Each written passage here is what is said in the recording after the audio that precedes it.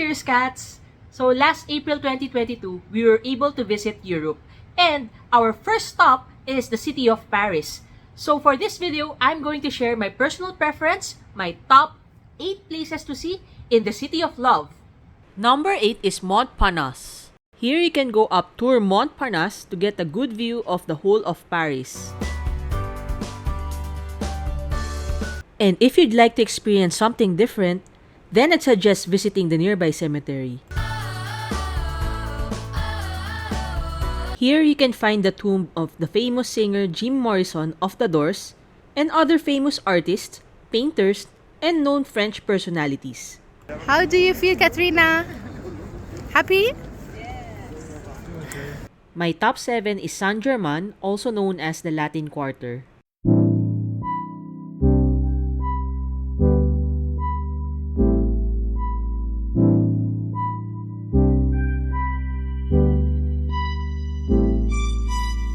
Saint-Germain is where you'll find the Notre cathedral. Unfortunately, it got burned last 2019 and they are still rebuilding it.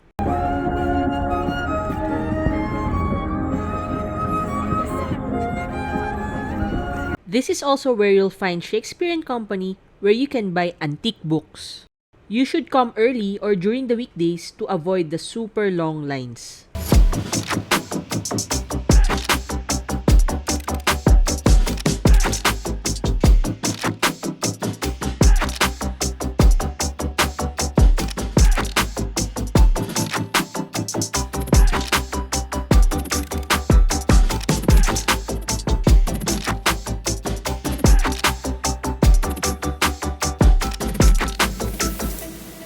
One of my favorite restaurants, Le Vent Comtois, can also be found here.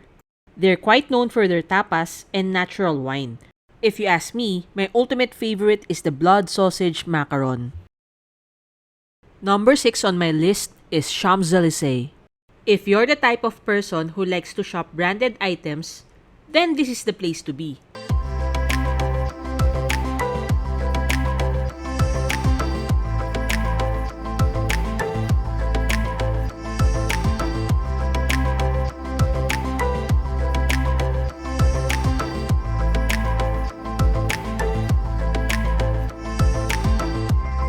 This whole place looks very different in the evening, so I suggest that you stroll there at night as well. My number 5 pick is Arc de Triomphe. This iconic infrastructure looks so majestic in real life. The sculpture and carvings are very detailed and super mesmerizing.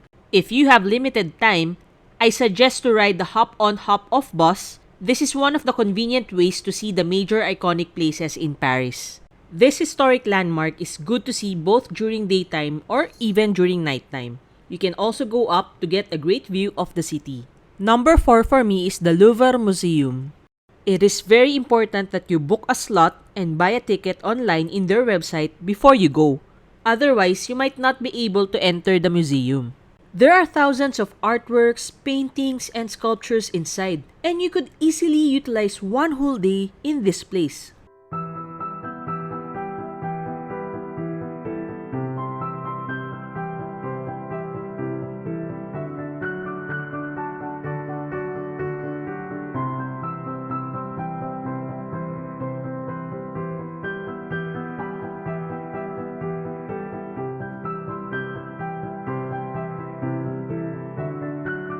This is one of my favorite areas where I get to see real Egyptian mummy coffins.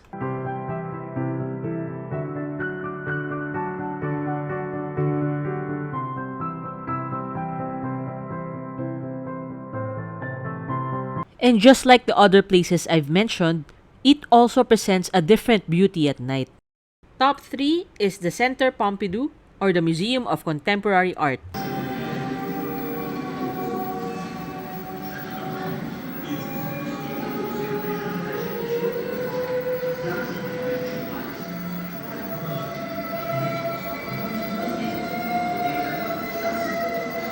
The Centre Pompidou is definitely one of my favorite places in Paris. Other than the museum itself, it also has a cinema, cafe, multiple exhibition areas, and a library.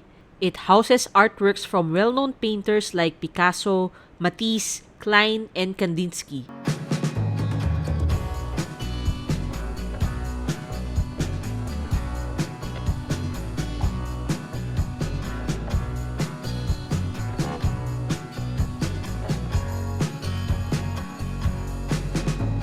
It's also nice to just sit down, chill, and relax while admiring the beauty of this building. Number 2 is Montmartre, and this is my personal favorite.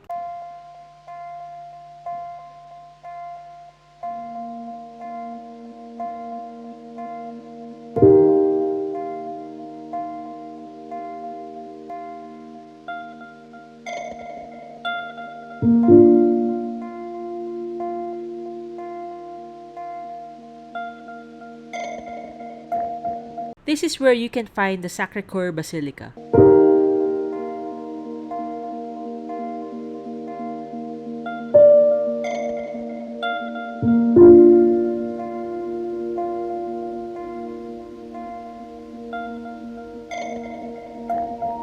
And of course, the famous Moulin Rouge.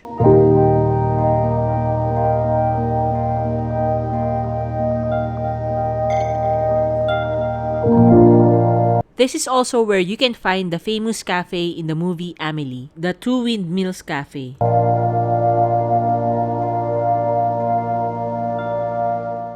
And finally, number 1 and top of my list is the Eiffel Tower.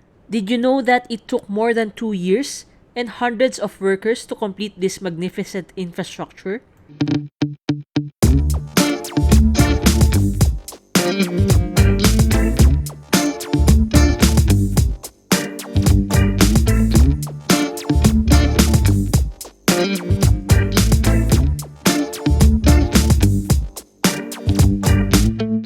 Even if I've been to Paris 3 times already, and I've seen the Eiffel Tower multiple times, it still gives me awe and amazement just by looking at it.